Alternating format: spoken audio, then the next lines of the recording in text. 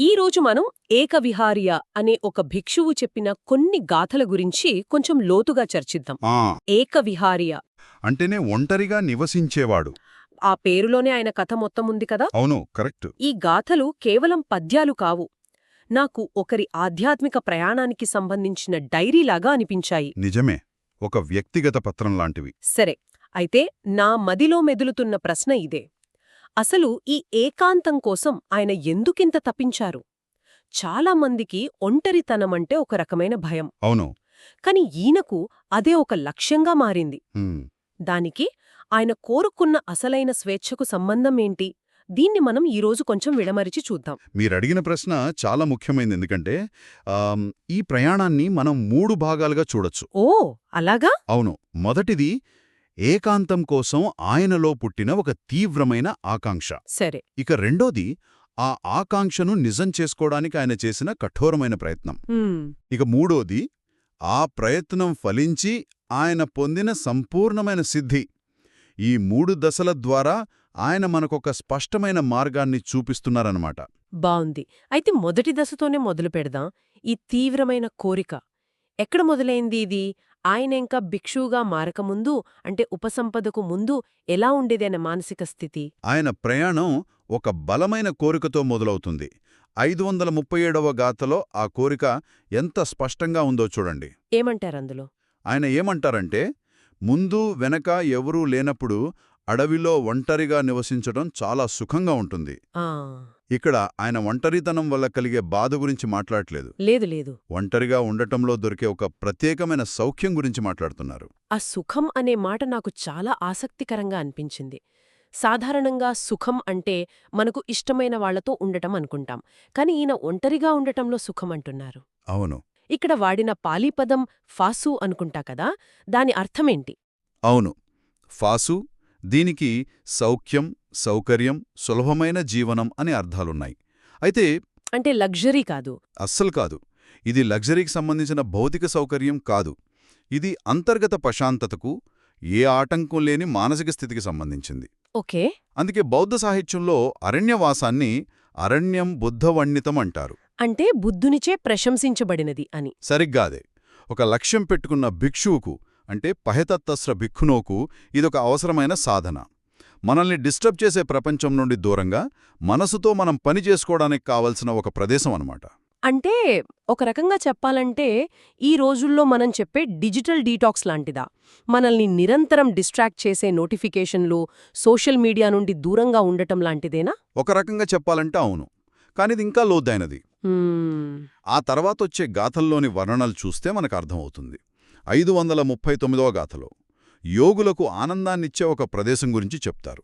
మదించిన ఏనుగులు తిరిగే చోటు యోగులకు ఆనందాన్నివ్వడమేంటి? అది ప్రమాదకరం కదా?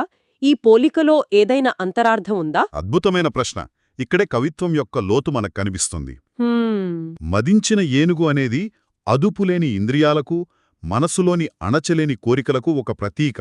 అది స్వేచ్ఛగా, కొన్నిసార్లు విధ్వంసకరంగా తిరుగుతుంది. నిజమే. కాని అదే అడవిలో యోగి కూడా ఉన్నాడు. ఆయన మనస్సు ఏకాగ్రతతో, ప్రశాంతతతో ఉంది. ఒకే ప్రదేశంలో ఉన్న ఈ 2 వ్యతిరేక శక్తులను ఆయన చూపిస్తున్నారు. అదుపులేని ఇంద్రియాల ప్రపంచంలో ఉంటూనే ఒక యోగి తన మనసుని ఎలా నిగ్రహించుకోగలడో చెప్పడమే ఇక్కడ ఉద్దేశం. అర్థమైంది. అంటే బాహ్య ప్రపంచం ఎంత గందరగోళంగా ఉన్నా అంతర్గత ప్రశాంతతను సాధించవచ్చని చెప్పడం. ఆ తర్వాత 540వ గాథలో ఈ చిత్రం ఇంకా అందంగా మారుతుంది కదా. అవును. బాగా పూలు పూసిన సీతవనంలో, చల్లని కొండగుహలో ఒంటరిగా నడవాలని అంటారు. చంక మిస్సామి ఏకకో, నేను ఒంటరిగా నడుస్తాను. ఆ వర్ణన వింటుంటేనే మనసు తేలికపడినట్టు అనిపిస్తుంది. నిజమే. ఈ ప్రకృతి వర్ణన కేవలం అందం కోసం కాదు, అదొక రకమైన వాతావరణాన్ని సృష్టిస్తోంది. ఎలాంటి వాతావరణం?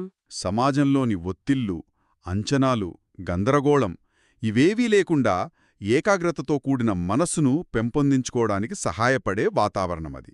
కాని ఇక్కడే ఒక ముఖ్యమైన మలుపుస్తుంది. అవును. ఇప్పటివరకు ప్రకృతి, ప్రశాంతత, చల్లని గాలి గురించి మాట్లాడారు. కానీ 541వ గాథలో ఒక్కసారిగా టోన్ మారుతుంది. ఆయన అసలు లక్ష్యం బయటపడుతుంది. కరెక్ట్. నేనెప్పుడు ఆశ్రవాలు లేనివాడినై, చెయ్యవలసిన పనులన్నీ పూర్తి చేసుకుని ఒంటరిగా నివసించగలను అని తనను తానే ప్రశ్నించుకుంటారు.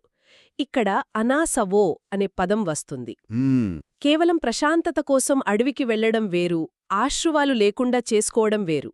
ఈ రెండింటి మధ్య ఉన్న సంబంధమేమిటి? మీరు చెప్పిన పాయింట్ చాలా ముఖ్యం. ఎందుకంటే అక్కడే ఆయన ప్రయాణం యొక్క అసలు ఉద్దేశం దాగి ఉంది. ఆశ్రవాలు అంటే చెప్పాలంటే మనసులో లోతుగా పాతుకుపోయిన మలినాలు. మలినాలా? అవును, అవి మనల్ని సంసార చక్రంలో బంధించి ఉంచుతాయి. సాధారణంగా 4 రకాల ఆశ్రవాల గురించి చెప్తారు. కామాసవ అంటే ఇంద్రియ సుఖాల పట్ల వ్యామోహం. భావాసవ అంటే ఉనికిలో ఉండాలనే బలమైన కోరిక. ఓ, ఇంకా? దిఠాసవ అంటే తప్పుడు అభిప్రాయాలకు కట్టుబడి ఉండడం. ఇక చివరిది అవిద్యాసవ అంటే అజ్ఞానం. ఓ, అంటే ఇది కేవలం మానసిక ఒత్తిడిని తగ్గించుకోవడం కాదు, ఇది మన వ్యక్తిత్వంలో, మన అవగాహనలో ఉన్న ప్రాథమిక లోపాలను సరిదిద్దుకోవడమన్నమాట. ఖచ్చితంగా. ఏకవిహారీయ కోరుకుంటున్నది తాత్కాలిక ప్రశాంతత కాదు, శాశ్వతమైన విముక్తి. ఆ, అడవి, కొండగుహ అనేవి ఈ అంతర్గత శస్త్రచికిత్స చేసుకోటానికి అనువైన ఆపరేషన్ థియేటర్ లాంటివి. ఈ ప్రయాణం ఎంత వ్యక్తిగతమైనదో 542 గాథలో స్పష్టం చేస్తారు. అవును, ఆ వాక్యం నన్ను చాలా ఆలోచింపచేసింది. దీన్ని నేనే సాధించాలి, ఒకరికోసం మరొకరు ఏమీ చెయ్యలేరు. అంతే. ఈ మార్గం పూర్తిగా మనది. గురువులు దారి చూపగలరు, పుస్తకాలు జ్ఞానాన్నివ్వగలరు, కాని చివరికి ఆ దారిలో నడవాల్సింది, ఆ జ్ఞానాన్ని అనుభవంలోకి తెచ్చుకోవలసింది మనమే. ఈ రోజుల్లో మనం సెల్ఫ్ హెల్ప్ మీద, మోటివేషనల్ స్పీకర్ల మీద ఎంతగా ఆధారపడతామో ఆలోచిస్తే ఈ వాక్యం చాలా శక్తివంతంగా అనిపిస్తుంది. అంతిమ బాధ్యత మనదే అని గుర్తుచేస్తోంది. నిజమే. సరే, కోరిక పుట్టడం వరకు బాగానే ఉంది. చాలామంది ఇక్కడే ఆగిపోతారు కదా. అవును, అక్కడితోనే ఆగిపోతారు.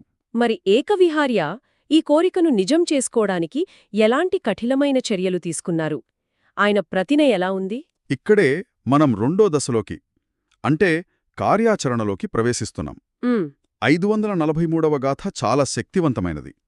అందులో ఆయన ఎలా అంటారు, నా కవచాన్ని ధరించి నేను తోటలోకి ప్రవేశిస్తాను. ఆశ్రవాల నాశనాన్ని సాధించే వరకు నేనక్కడి నుండి బయటకు రాను. ఎంత దృఢమైన సంకల్పమో చూడండి. కవచాన్ని ధరించడం అంటే బంధామి సన్నాహం అనే రూపకం అద్భుతంగా ఉంది. ఇది పిక్నిక్కి వెళ్తున్నట్టు లేదు. లేదు. ఒక యుద్ధానికి సిద్ధమవుతున్న యోధుడిలా ఉంది. ఈ కవచం దేంతో చేయబడింది? ధైర్యమా, సంకల్పమా, లేక జ్ఞానమా? అన్నీ కలిపి. ఆ కవచమంటే స్మృతి, అంటే మైండ్ఫుల్నెస్, ఏకాగ్రత, పట్టుదల, వివేకం. ఓకే. ఆయన యుద్ధం బయటి శత్రువులతో కాదు, లోపల ఉన్న ఆ 4 ఆశ్రవాలతో.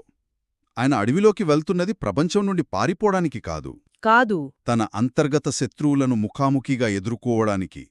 ఇది ఒక వ్యూహాత్మకమైన చర్య అన్నమాట. ఆ తర్వాత గాథలల్లో ఈ అంతర్గత యుద్ధం ఎలా జరుగుతుందో చూపిస్తారు. 544వ గాథలో చల్లగా సువాసనతో వీచే గాలిలో ఒక కొండ శిఖరంపై కూర్చుని నిసిన్నో నగ్గముద్దని. అవును, అక్కడ అజ్ఞానాన్ని ఛేదిస్తాను అంటారు. అవిజం దాలయిస్తామి అని. కొండశిఖరంపై కూర్చుని అజ్ఞానాన్ని ఛేదిస్తాను అనడం వినడానికి బాగుంది. కాని ఆచరణలో దీని అర్థమేమిటి? ఇది కేవలం ధ్యానమా, లేక స్వీయ విశ్లేషణ? ఇది చాలా లోతైన ప్రశ్న. అజ్ఞానాన్ని ఛేదించడం అంటే ఒక్క క్షణంలో జరిగే మ్యాజిక్ కాదు. కాదనుకుంటా. అస్సలుగాదు. అది ఒక ప్రక్రియ. బౌద్ధ పరిభాషలో చెప్పాలంటే అది విపశ్యన సాధన. విపశ్యన అంటే విషయాలను ఉన్నవి ఉన్నట్లుగా చూడటం. నా శరీరం, నా మనస్సు, నా ఆలోచనలు అనుకుంటున్న వాటి వెనుక ఉన్న నిజాన్ని చూడటం. ప్రతీదీ అనిత్యం, ప్రతీదీ దుఃఖపూరితం, ప్రతీదీ అనాత్మ అని ప్రత్యక్షంగా అనుభవంలోకి తెచ్చుకోవడం. కొండశిఖరంపై కూర్చుని ఆయన చేస్తున్నది ఇదే. తన మనసు పొరల్లోకి లోతుగా చొచ్చుకుపోయి ఏళ్ల తరబడి పేర్కుపోయిన తప్పుడు అభిప్రాయాలను, అపోహలను ఒక్కొక్కటిగా ఛేదిస్తున్నారు. అంటే మనల్ని మనం మోసం చేసుకునే విధానాలను గుర్తించి వాటిని వదిలించుకోవటం. బాహ్య ప్రశాంతత అంటే ఆ కొండశిఖరం, చల్లగాలి, ఇవన్నీ ఈ కఠినమైన అంతర్గత పనికి ఒక వేదికగా మారుతున్నాయి. ఖచ్చితంగా. ఒకటి లేకుండా మరొకట్లేదు. ఆ రెండిటి మధ్య ఉన్న సంబంధాన్ని 545వ గాథ స్పష్టం చేస్తుంది. ఎలా? గిరిబ్బజ పర్వతంపై విముక్తి సుఖంతో, విముక్తి సుఖేన సుఖితో ఆనందిస్తానని చెప్తారు. ఇక్కడ ఓ క్రమం ఉంది చూడండి. మొదట అనువైన బాహ్య వాతావరణాన్ని ఎంచుకున్నారు. తరువాత అక్కడ కఠినమైన అంతర్గత సాధన చేశారు. ఆ సాధన యొక్క ఫలమే ఈ విముక్తి సుఖం. ఇది ఇంద్రియ సుఖం లాంటిది కాదంటారు. కాదు, అస్సలు కాదు. ఇది బరువులు దించిన తర్వాత వచ్చే తేలికదనం, ఒక చిక్కుముడి విప్పిన తర్వాత వచ్చే స్పష్టత లాంటిది. అంటే మొదట కోరిక, తరువాత ప్రణాళిక, ఆ తరువాత కఠోరమైన ఆచరణ, దాని ఫలితంగా వచ్చే ఆనందం, ఒక స్పష్టమైన రోడ్ మ్యాప్ కనిపిస్తోంది. అవును. ఇంతటి సాధన తర్వాత ఆయన చివరికి ఏం సాధించారు? మనమిప్పుడు మూడో దశకు, అంటే పరిపూర్ణతకు వస్తున్నాం. అవును. ఈ ప్రయాణం యొక్క శిఖరాగ్రం చివరి గాథలో ఉంది. 546వ గాథలో ఆయన సాధించిన స్థితిని ప్రకటిస్తారు. ఆ మాటల్లో ఎంతటి ప్రశాంతత, ఎంతటి సంతృప్తి ఉన్నాయో చూడండి. పౌర్ణమి నాటి చంద్రుని వలె నా సంకల్పం పూర్తిగా నెరవేరింది. అన్ని ఆశ్రవాలు పూర్తిగా నశించాయి. ఇప్పుడు పునర్జన్మ లేదు. ఆ చివరి పోలిక నన్ను చాలా ఆకట్టుకుంది. పౌర్ణమి చంద్రునిలా అనడంలో కేవలం పరిపూర్ణత మాత్రమే కాదు, ఒక రకమైన చల్లదనం, ప్రశాంతత కూడా ఉన్నాయి. వేల సంవత్సరాల సాధన తర్వాత వచ్చే అలసట కాదు, ఒక నిశ్శబ్దమైన సంతృప్తి. మీరు దాన్ని అద్భుతంగా పట్టుకున్నారు. అమావాస్య చీకటి నుండి పౌర్ణమి వెన్నెల వరకు సాగిన ప్రయాణమిది. పౌర్ణమి చంద్రుడు ఎలాగైతే మచ్చలు లేకుండా పూర్తి కాంతితో చల్లని వెలుగునిస్తాడో, ఆశ్రవాలు నశించిన మనస్సు కూడా అలాగే ఉంటుంది. రాగం, ద్వేషం, మోహమనే మంటలు చల్లారిన తర్వాత మిగిలే చల్లదనమది. అందుకే నిబ్బాణం అనే పదానికి చల్లారడం లేదా ఆరిపోవడం అనే అర్థాలు కూడా ఉన్నాయి. ఇక చివరి వాక్యం, ఇప్పుడు పునర్జన్మ లేదు, నత్థిదాని పునఃభవో. ఇది ఒక రకంగా విజయాన్ని ప్రకటించడమే కదా. ఇది అంతిమ విజయాన్ని ప్రకటించడం, జననమరణ చక్రమనే సంసారం నుండి విముక్తి పొందడం. ప్రారంభంలో ఆయన పెట్టుకున్న సంకల్పం అంటే సంకప్పో ఇప్పుడు పరిపుణ్ణ అంటే పూర్తిగా నెరవేరింది. ఒక కోరికతో మొదలైన ప్రయాణం కఠోర సాధనతో కొనసాగి పరిపూర్ణమైన సిద్ధిని పొందడంతో ముగిసింది.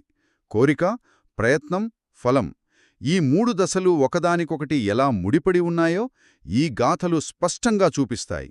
మొత్తం మీద ఈ గాథలను విశ్లేషించిన తర్వాత నాకొక విషయం అర్థమవుతోంది. ఇది కేవలం ఒక భిక్షువు కథ కాదు. ఒక గొప్ప లక్ష్యాన్ని నిర్దేశించుకుని అచంచలమైన వ్యక్తిగత కృషితో దాన్ని సాధించడం గురించిన ఒక శాశ్వతమైన కథ ఇది. మీరు చెప్పింది నిజం. ఈ గాథలు ఏకాంతం గురించి మనకున్న అభిప్రాయాన్ని కూడా మారుస్తాయి. ఎలా? ఏకాంతమంటే ప్రపంచం నుండి, బాధ్యతల నుండి పారిపోవడం కాదు. అది మనస్సు యొక్క ప్రాథమిక సమస్యలను పరిష్కరించడానికి మనలోకి మనం వ్యూహాత్మకంగా ప్రయాణించడం, మన అంతర్గత గందరగోళాన్ని అర్థం చేసుకుని దాన్ని పరిష్కరించుకోవడానికి అవసరమైన ప్రశాంతమైన వాతావరణాన్ని మనమే సృష్టించుకోవడం. ఈ రోజుల్లో మనం దీన్ని డీప్ వర్క్ అంటాం. కరెక్ట్. మనల్ని డిస్ట్రాక్ట్ చేసే నోటిఫికేషన్లు, మీటింగ్లు లేని ఒక ప్రదేశం. ఏకవిహార్య చేసింది కూడా అదే. తన ఆశ్రవాలపై పనిచేయడానికి ఆయన తనకంటూ ఒక డీప్ వర్క్ జోన్ సృష్టించుకున్నారు. ఆ రోజుల్లో అది అడవి. ఈ రోజుల్లో అది హెడ్ఫోన్స్ పెట్టుకుని నోటిఫికేషన్లు ఆఫ్ చేసిన మన ఆఫీస్ డెస్క్ కావచ్చు, ఎందుకు కాదు? ఇది వింటున్న శ్రోతల కోసం ఒక ఆలోచనను రేకెత్తిస్తోంది. ఏకవిహార్యకు తన కాలంలో అడవి, కొండగుహలు అందుబాటులో ఉన్నాయి. అవును. నిరంతరం ఇతరులతో, సమాచారంతో అనుసంధానమయ్యుండే మన ఆధునిక ప్రపంచంలో అలాంటి ఏకాంతం సాధ్యమేనా? బహుశా మన ప్రశ్నను మార్చుకోవాలేమో. భౌతిక ప్రదేశంగా కాకుండా ఒక మానసిక స్థితిగా మన జీవితంలో చిన్న చిన్న అడవులను లేదా కొండశిఖరాలను సృష్టించుకోగలమా? రోజులో ఒక 15 నిమిషాలు ఫోన్ను పక్కన పెట్టి మన ఆలోచనలతో మనం ఒంటరిగా గడపడం లాంటివి. మన స్వంత ఆశ్రవాలపై, అంటే మనలోని ఆందోళన, కోపం, అసహనం వంటి వాటిపై పనిచేయడానికి అలాంటి చిన్న చిన్న ఏకాంత క్షణాలు ఏమైనా ఉపయోగపడతాయా?